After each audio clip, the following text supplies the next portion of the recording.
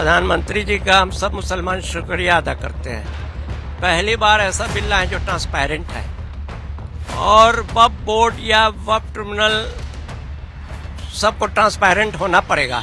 पेश वाले लोग अपनी संपत्ति जो खोने जा रहा है उसकी मलाल है और ये सारे मुसलमान को फायदा होने, गरीब लोगों को फायदा होगा। एक भी कॉलेज है पूरे हिंदुस्तान में, वक्फ बोर्ड के हॉस्पिटल है। हमारी गरीब बच्चियाँ जो आज शादी के लिए तरस रही है, क्या वक्फ बोर्ड किसी लड़की के यहाँ गया कि तुम गरीब हो इतना पैसा लो? बिल जो है स्वागत योग्य है। माननीय प्रधानमंत्री श्री नरेंद्र मोदी जी का शुक्रिया अदा कर रहा है कि बिल बहुत पहले आ जाना चाहिए, लेकिन ये हमारे बुजुर्गों और पुरखों की संपत्ति है। ये जो बिल टेबल हो रहा है, अब तो हो चुका टेबल, किस तरह से देख रहे हैं इसे? देखिए, प्रधानमंत्री जी का हम सब मुसलमान शुक्रिया अदा करते हैं। पहली बार ऐसा बिल लाए जो ट्रांसपेरेंट है और वक्फ बोर्ड या वक्फ ट्रिब्यूनल सबको ट्रांसपेरेंट होना पड़ेगा। और अब तो कहीं भी आप केस फाइल कर सकते हैं, ट्रिब्यूनल में आने की जरूरत नहीं है। मालूम है कि अब घर मकान बेच के ट्रिब्यूनल में केस लड़ रहे हैं, अब आप आज़ाद हो गए हैं। और मदरसा, स्कूल, कॉलेज, वक्फ का हॉस्पिटल वगैरह में जो पैसा लगेगा वो भी अब वक्फ बोर्ड को लगाना होगा, खासकर मुतवल्ली को लगाना होगा। अता संपत्ति मुतवल्ली के पास है, कोई हिसाब किताब नहीं, किसी का बिलिंग नहीं दिया जाता है। तो इस ये बिल आ जाएगा तो जो गरीब मुसलमान है उसका बहुत भला होगा। सबसे ज्यादा तो गरीब मुसलमान का भला होगा। उसको स्कॉलरशिप मिलेगा, पढ़ाई का पैसा मिलेगा, उसको वक्फ की जो फालतू जमीन है उस पर अपार्टमेंट रहने का मिलेगा, झोपड़ी ही सही, एक गुजारा हो जाएगा, मदरसा खुल जाएगा, स्कूल खुल जाएगा, उस पर सब्सिडी मिलेगा। ऐसा बिल तो आज से पहले आना चाहिए, 1954 में, जो अब आया है। क्या नाम हुआ आपका? फयाज काजमी। फयाज साहब, आप जरा सा आइएगा, क्या देखते हैं आप इस बिल के से कितना भला हो रहा है आप लोगों का? इस बिल से जो कभी ख्वाबो ख्याल में नहीं सोचे थे गरीब की कुछ ही नहीं, वो मिलने वाला गरीबों को। सबसे फायदा गरीबों को ज्यादा है, मुस्लिम का, चाहे वो सामान्य समाज से हो, चाहे वो गरीब से गरीब में हो, पसमंदा में हो। उनको हक तलफी हो रहा था, वो हक अब मिलेगा।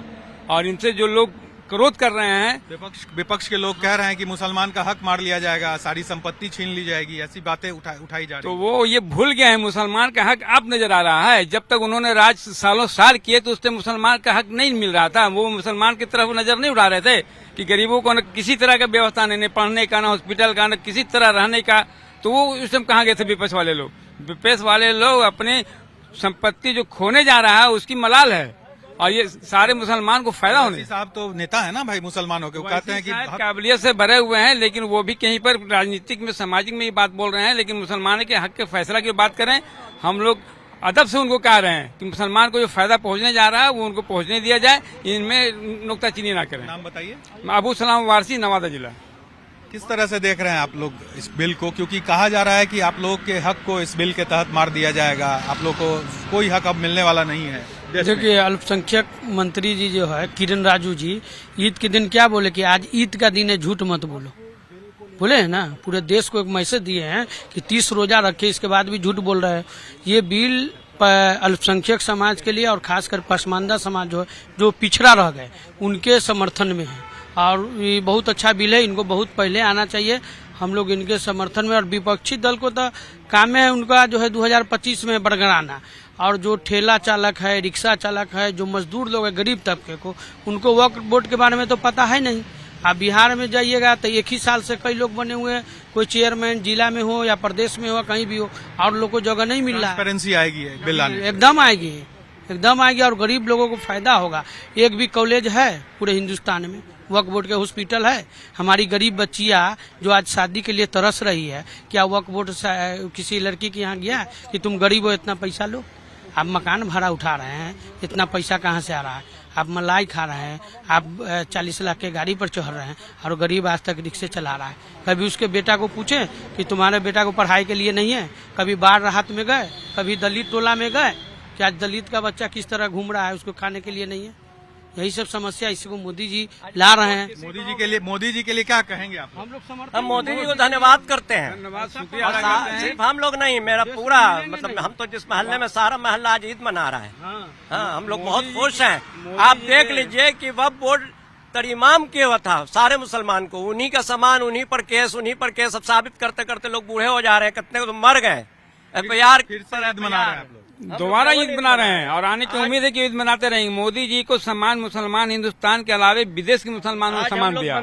अबू धाबी में मंदिर बनाने जगह मोदी जी सर आंखों पर है, वो चंद लोग उनके खिलाफ जो बोल रहे हैं अपना दफली अपनी राग। सरकार निष्पक्ष अगर चाहे तो मैं समझता हूं कि जितना भी इंक्रोचमेंट है वो खत्म हो जाएगा। रिजवान पैलेस 122 कट्ठा की जमीन जो आपके डगमला चौराहा से आगे समाट होटल के सामने है, हम लोग हाई कोर्ट से जीते, अपोजिशन पार्टी सुप्रीम कोर्ट गया, सुप्रीम कोर्ट के हार क्या, सुप्रीम कोर्ट ने कहा कि नहीं हाई कोर्ट का फैसला है तो हमें तो आजादी है ना। होता क्या है कि जब वक्फ बोर्ड कोई केस करता है तो आपको जाने का अधिकार है ट्रिब्यूनल में, ट्रिब्यूनल से आप हारे तो हम भी हाई कोर्ट जाते हैं, आप भी जा सकते हैं, वहां से हारे या जीते आप जाएंगे सुप्रीम कोर्ट। आप लोग वेट कर रहे हैं, बिल जब तक आता है तब तक वेट कर। देखिए अच्छा, हम अभी भी विनती करेंगे कि बिल ऐसा हो कि समाज के बल्कि 20 से 30 करोड़ मुसलमानों के जज्बात पे कोई ख्याल रखा जाए और अच्छी बेहतरी के लिए हो, बदतरी के लिए नहीं हो। मैं हमेशा कहता आ रहा हूं और फिर मैं कह रहा हूं कि बिहार इकलौता ऐसा स्टेट है जिसने वक्फ की तहफ़्फ़ुज़ के लिए काम किया और मुसलमानों के लिए काम किया। देखिए हमेशा अमेंडमेंट हुआ है और अमेंडमेंट होने से सुधार ही होता है। अमेंडमेंट होना चाहिए, इससे कोई दिक्कत नहीं है। क्या कि जेपीसी की एक कमेटी बनी, उसमें सारे लोगों को रखा गया, उसमें मुस्लिम भी हैं, सब कोई है। और इसके साथ साथ हमारे बिहार के मुख्यमंत्री श्री माननीय नीतीश कुमार ने मुसलमानों के लिए भी बहुत अच्छा काम किया है, इससे कोई दो राय नहीं है। उनके साथ भी मुसलमानों को इससे लाभ होगा क्योंकि राजनीतिक पार्टियां, विपक्ष की पार्टियां कह रही है कि भाई सब कुछ बुरा हो जाएगा गरीब मुसलमानों के लिए। देखिए गरीबी मुसलमान ही के लिए वक्फ किया गया है, वक्फ जो किया गया है वो गरीबी मुसलमान के लिए गया है, बेवाहों के लिए किया गया है, यतीमों के लिए गया है, बेसहारा लोग के लिए किया गया है। ऐसा नहीं है, शुरू से ही होते आ रहा है और अमेंडमेंट होने के बाद भी होगा, ऐसा बात नहीं है। लेकिन उसमें कुछ लोगों ने त्रुटि बताया है, उस त्रुटि पर प्रधानमंत्री ध्यान दे रहे हैं, हो सकता है कि सब कुछ साथ होगा। आप किस तरह से देख रहे हैं इस बिल को लेकर, जिस तरह की बातें अफवाहें चल रही है बाजार में, मुसलमानों को भरमाने की कोशिश हो रही है, क्या सही में ऐसी स्थिति है? बिल जो है स्वागत योग्य है। माननीय प्रधानमंत्री श्री नरेंद्र मोदी जी का देश शुक्रिया अदा कर रहा है कि बिल बहुत पहले आ जाना चाहिए, लेकिन ये हमारे बुजुर्गों और पुरखों की संपत्ति है, सरकार की संपत्ति नहीं है। इस पे प्रधानमंत्री ध्यान रखे और किसी गैर मुस्लिम को इसमें एंट्री नहीं दे।